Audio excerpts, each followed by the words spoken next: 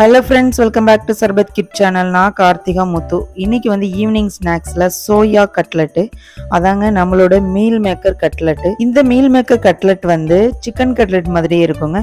So taste ரொம்பவே சூப்பரா இருக்கும். இந்த கட்லெட் பண்றதுக்கு முன்னாடி நம்ம சேனலை நீங்க என்ன சப்ஸ்கிரைப் பண்ணல அப்படினா சப்ஸ்கிரைப் பண்ணிக்கோங்க. இப்போ வாங்க வீடியோக்குள்ள போலாம். சோயா கட்லெட் பண்றதுக்கு நான் இன்னைக்கு 200 கிராம் சின்ன மீல் மேக்கர் எடுத்திருக்கேன். சோ உங்ககிட்ட பெரிய மீல் மேக்கர் இருந்தா கூட எடுத்துக்கோங்க. இந்த மீல் மேக்கரை நல்லா கொதிக்கிற சுடு தண்ணியில போட்டுக்கோங்க. ஸோ நல்லா மிக்ஸ் பண்ணி விட்டுட்டு மூடி போட்டு ஒரு அரை மணி நேரம் அப்படியே ஃப்ரீயாக விட்டுருங்க. நெக்ஸ்ட் அடுப்பு பற்ற வச்சு ஒரு குக்கரை போட்டுக்கோங்க. அதில் ஒரு மீடியம் சைஸில் உருளைக்கிழங்கு 3 போட்டு 3 விசில் விட்டு எடுத்துக்கலாம். இப்போ அரை மணி நேரம் ஆயிடுச்சுங்க. இப்போ வந்து சோயாவை பார்த்துடலாம். இப்போ சோயா நல்லாவே வெந்திருக்கு, பார்க்கும்போதே தெரியுது உங்களுக்கு. இது எல்லாத்தையுமே ஒரு வடிகட்டியில் வடிகட்டிக்கலாம். கொஞ்சம் சூடு ஆறுனதுக்கு அப்புறம் இந்த சோயாவில் தண்ணியே இல்லாமல் நல்லா புழிஞ்சு ஒரு பிளேட்டில் போட்டுக்கோங்க. கொஞ்சம் கூட தண்ணியே இருக்கக்கூடாதுங்க, அப்போதாங்க கட்லெட் வந்து நல்லாவே பிடிக்க வரும். இப்போ எல்லா மீல் மேக்கரையும் இந்த மாதிரி தண்ணி இல்லாமல் நல்லா புழிஞ்சு வச்சுருக்கோங்க. இப்போ ஒரு மிக்ஸி ஜாரை எடுத்துக்கோங்க. அதில் நம்ம எடுத்து வச்சுருந்த இந்த சோயாவை தண்ணி இல்லாமல் போட்டு நல்லா ஒரு கொரகொரப்பாக அரைச்சி எடுத்துக்கோங்க. இப்போ மீல் மேக்கர் எல்லாத்தையுமே நல்லா கொரகொரப்பாக அரைச்சி எடுத்துக்கிட்டோம். இப்போ வந்து ஒரு பெரிய பவுல் எடுத்துக்கோங்க. அதில் நம்ம அரைச்சி வச்சிருந்த மீல் மேக்கரை இதில் போட்டுக்கோங்க. நெக்ஸ்ட்டு ப்ரெஷர்லாம் போனதுக்கப்புறம் குக்கரை ஓப்பன் பண்ணிக்கலாம். இப்போ உருளைக்கிழங்கு நல்லாவே வெந்துருச்சுங்க. இதை வந்து தோலெல்லாம் சீவிட்டு நல்லா மசிச்சு வச்சுக்கோங்க.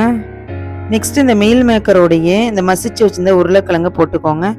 நெக்ஸ்ட் வந்து 2 பெரிய வெங்காயத்தை சின்னதாக கட் பண்ணி போட்டுக்கோங்க. இது கூடவே கொத்தமல்லி போட்டுக்கோங்க.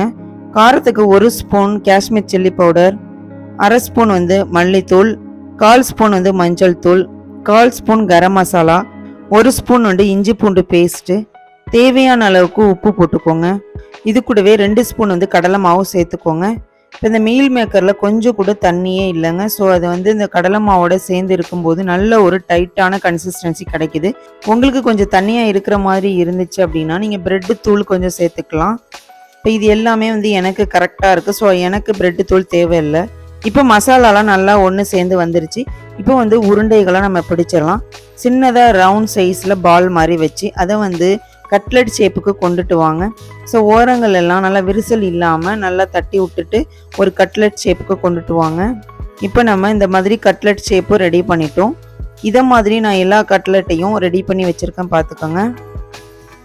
நெக்ஸ்ட்டு ஒரு பவுலில் 2 டேபிள் ஸ்பூன் மைதா மாவு கலந்து தேவையான அளவுக்கு தண்ணி ஊற்றி நல்ல ஒரு திக்கான கன்சிஸ்டன்சிக்கு வச்சுக்கோங்க.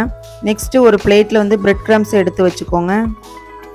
இப்போ நமக்கு கட்லெட் பண்ணுறதுக்கு எல்லாமே ரெடி ஆயிடுச்சுங்க. இந்த கட்லெட்டை அந்த மைதா மாவில் நல்லா டிப் பண்ணிவிட்டு பிரெட்டு தூளில் நல்லா எல்லா சைடும் படுற மாதிரி நல்லா பரட்டிக்கோங்க. இப்போ நான் எல்லா கட்லெட்டையும் மைதா மாவில் டிப் பண்ணி பிரெட்டு தூளில் நல்லா பரட்டி எடுத்து வச்சுருக்கோங்க. ஸோ இது ஒரு சைடு இருக்கட்டும். இப்போ அடுப்பை பற்ற வச்சு ஒரு கடாயை போட்டுக்கோங்க. அதில் தேவையான அளவுக்கு எண்ணெயை ஊற்றி நம்ம ரெடி பண்ணி வச்சுருந்த கட்லெட்டை ஒரு பீசஸாக இதில் போட்டுக்கோங்க. இப்போ கட்லெட் எல்லாமே நல்லா குக் ஆகிட்டு இருக்குங்க. இதை வந்து மிதமான தீயில தான் நம்ம குக் பண்ணணும்.